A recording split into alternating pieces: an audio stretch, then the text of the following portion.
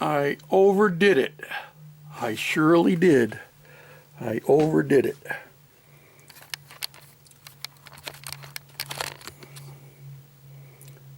I overdid it by 1/1000th. Let's see what happens.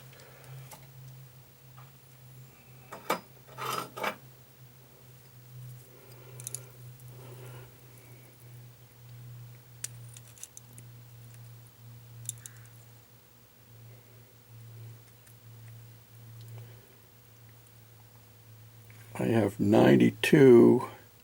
I overdid it by 3/1000ths. Okay. Well, I notched it a little more than I should have because I actually got into the keyway, but I don't think that's going to be an issue for us. But it's a tap-on fit.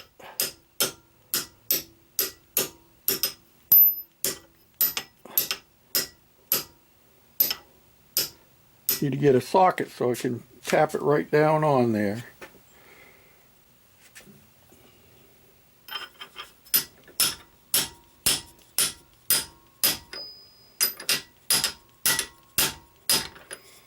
And there we have it.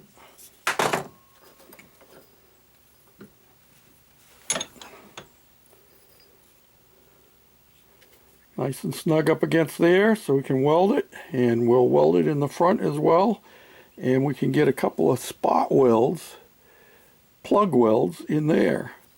So that's definitely going to do the job. And if I remember correctly, I think that's the one, this is the one that's going to get used on the right angle drive. So 3 more to do. Hold on to your hats.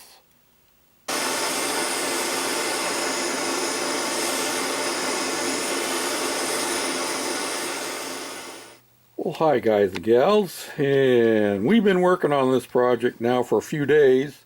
I've got all my parts in finally, and these sprockets are hardened steel, and as you saw, I've had to use grinders to get the holes routed out so that they'll fit in there and soften them up enough so that then I can put them on the lathe and turn them out. I have this was off of the first pulley.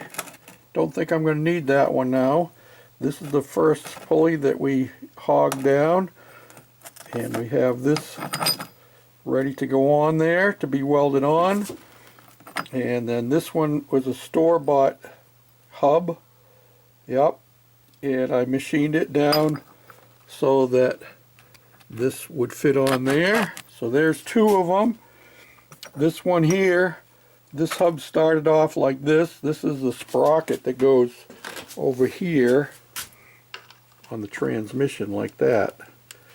And so I ground off the spurs of the gear first and got it down smooth enough so that I could put it in my lathe, and then I've turned it down, and so this part is ready to go. I can't take it down any smaller because that's pretty thin now.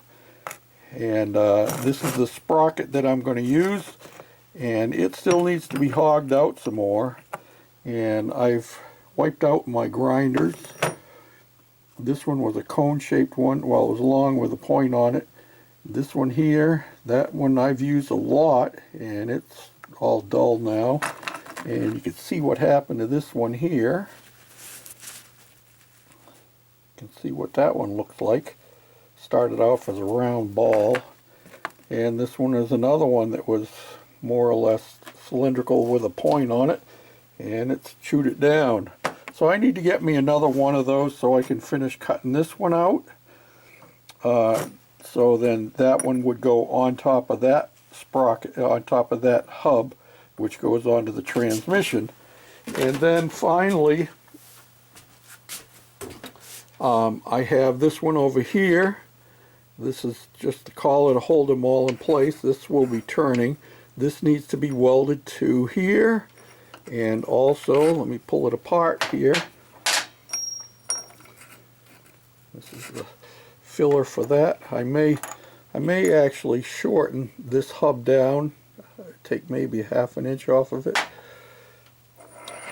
And then we have this sprocket here, which was welded on to the big sprocket that was on there, which is, you can see it sitting back in there. You see it sitting back in there? Yep. I ground that all off, and then I turned it on the lathe. Let me see if I can pull it out of there for you. Oh, you don't care, do you? Well, I'll show you what I did. I was turning it on the lathe, and I only got down in so far, and it wouldn't let me cut any further. And then I was using a small Dremel grinding wheel. But eventually what happened is I ended up grinding enough of the weld off this side that I just broke it away. So we'll save that for another time. Maybe I can use the hub for something because it's set up to use a bushing in it. So but that's that piece there, and this sprocket here was welded onto the back side of that. So now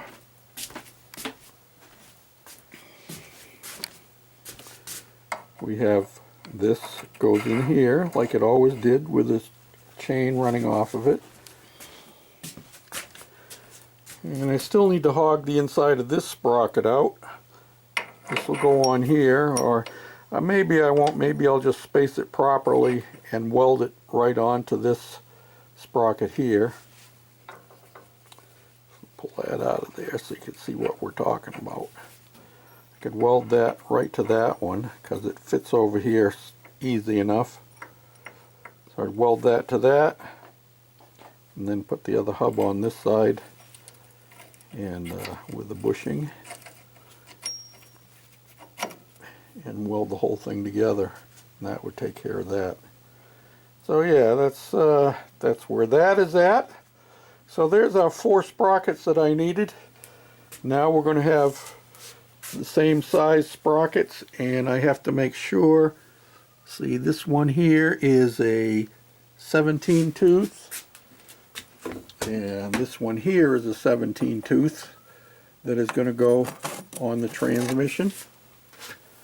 So we'll have same size sprockets top and bottom there, and then underneath we're going to have 18 tooth. Not sure how I ended up ordering 2 different, because I got them in 2 different orders, that's why. But we'll have the 18 tooth ones underneath, and they're all for 420 chain. So that'll get my drive train back hooked all up. I need to clean and paint my transmission, and then I can bolt that in place. And yeah, that'll be that part of the project. And then we'll be able to move on to other things, like working on the brakes.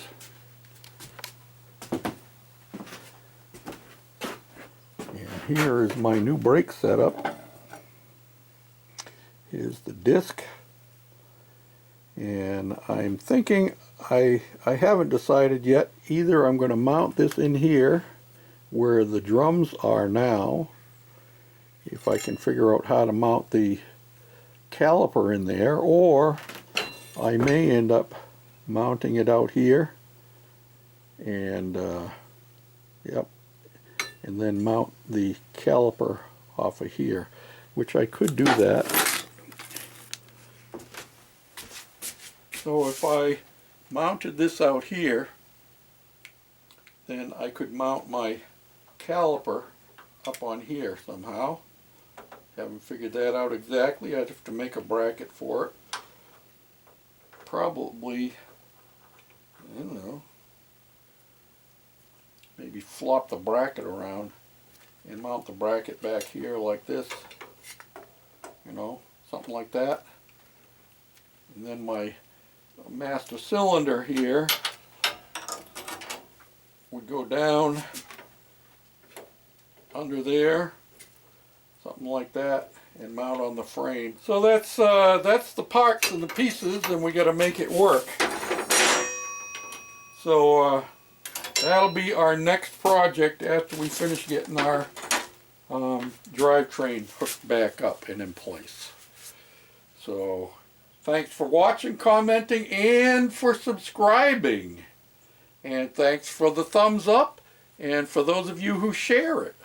It's great when you share it, you know, put it on your Facebook page or whatever those pages are you use. And so I appreciate it all. Till next time, this is George, the Shade Tree Fix-It Man. This is Goofy. Thanks for watching. Bye now.